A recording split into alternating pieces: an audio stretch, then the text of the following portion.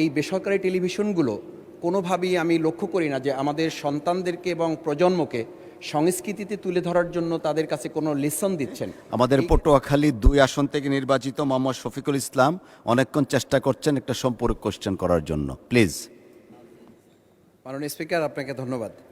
আমরা অর্থনীতিতে এবং রাষ্ট্রের বিভিন্ন পর্যায়ে করাপশনের কথা শুনি, কিন্তু আমরা এটা ঠিক এখন উপলব্ধি করছি না যে কালচারাল করাপশন এখন আমাদের দেশে এবং সমাজের জন্য একটা গুরুত্বপূর্ণ এবং অত্যন্ত ভয়াবহ হিসেবে দাঁড়িয়েছে।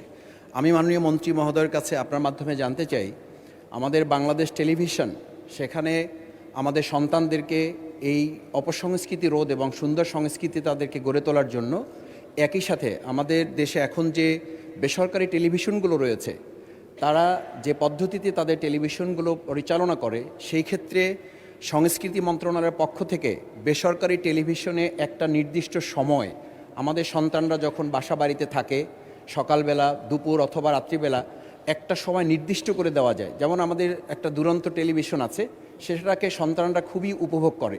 ঠিক একইভাবে আমি মাননীয় মন্ত্রী মহোদয়ের কাছে জানতে চাই যে আমাদের এই বেসরকারি টেলিভিশনগুলো কোনোভাবেই আমি লক্ষ্য করি না যে আমাদের সন্তানদেরকে এবং প্রজন্মকে সংস্কৃতিতে তুলে ধরার জন্য তাদের কাছে কোনো লেসন দিচ্ছেন।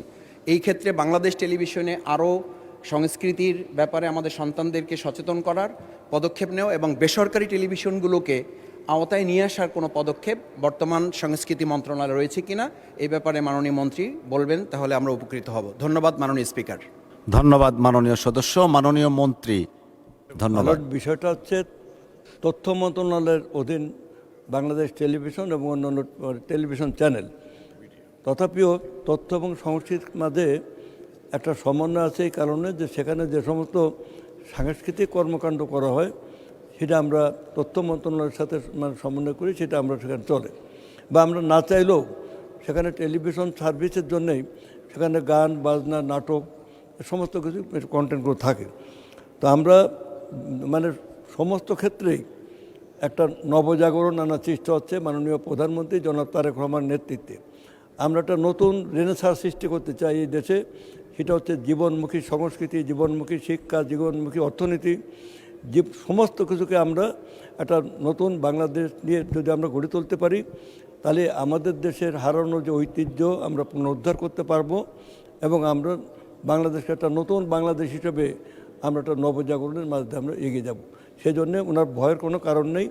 আমরা অতীতে যা হয়েছে না হয়েছে আমরা অতীত নিয়ে অত ঘাটাঘাটি করতে রাজি না।